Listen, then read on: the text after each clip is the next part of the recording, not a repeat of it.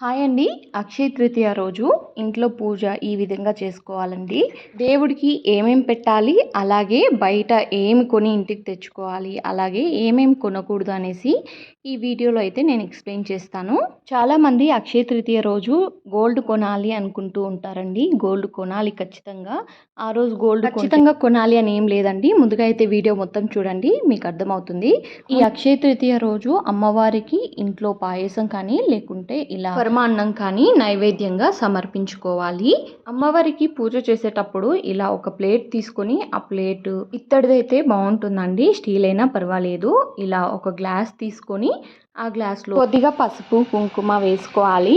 పసుపు కుంకుమ వేసుకున్న తర్వాత బియ్యం ఒక సగంకి కానీ లేకుంటే ముక్కాలు భాగం కానీ బియ్యం అయితే వేసుకోండి.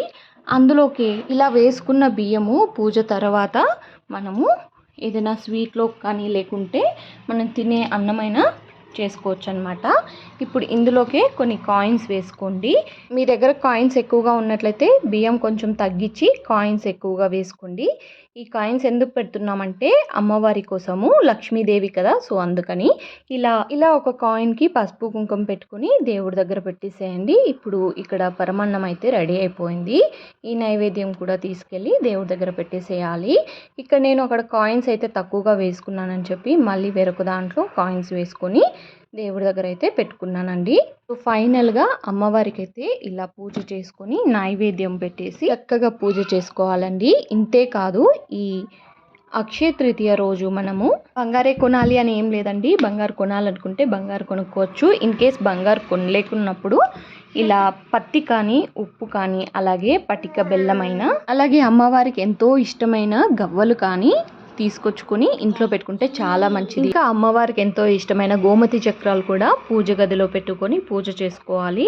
ఇవన్నీ కొనకపోయినా పర్లేదండి, పసుపు కుంకుమ కూడా తెచ్చుకొని ఇంట్లో పెట్టుకోవచ్చు. అలా పసుపు కుంకుమైనా కొని తెచ్చుకోవచ్చు అండి. ఇంకా ఈ రోజున మనమైతే స్టీల్ వస్తువులు కానీ లేకుంటే సూదులు కానీ ఇలాంటివి ఏదైనా సరే సూది వస్తువులు కానీ అలాగే నల్ల వస్త్రములు కూడా కానీ ఈ రోజున ఇంటికి తెచ్చి పెట్టుకోకూడదండి. ఇంకా ఎక్కువ హెయిర్ రిమూవింగ్ అలా చేస్తూ ఉంటారు కదా, అది కూడా చేయకూడదు అనమాట ఈరోజు. సో అమ్మవారికి ఎంతో ఇష్టమైన రోజు కాబట్టి అలాంటివి ఏమీ చేయకూడదండి. ఇప్పుడు ఫైనల్గా నేనైతే ఇక్కడ పటిక బెల్లము అలాగే పత్తి గవ్వలు పసుపు కుంకుమ ఇలా బయట నుంచి కొని తెచ్చుకొని ఇలా అమ్మవారి దగ్గర అయితే పెట్టుకొని పూజ చేసుకుంటున్నానండి. ఇవి కూడా ఖచ్చితంగా పెట్టాలి అని ఏమీ లేదండి, మనం తెచ్చుకుంటే మంచిది. సో అందుకే నేను ఇలా తెచ్చుకొని పూజలో పెట్టుకొని అమ్మవారికి పూజ అయితే చేసుకుంటున్నాను.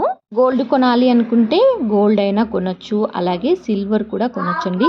ఇంకా ఫస్ట్ అయితే నేను ముందు రోజే ఇలా గడపలన్నీ కూడా పూజించుకున్నానండి. అలాగే మంచిగా అయితే ఇట్లా బొట్లు పెట్టుకొని పూజించుకొని పూజ చేసుకున్నాను. సో మీకు ఈ వీడియో నచ్చినట్టయితే ఒక లైక్ చేసుకోండి.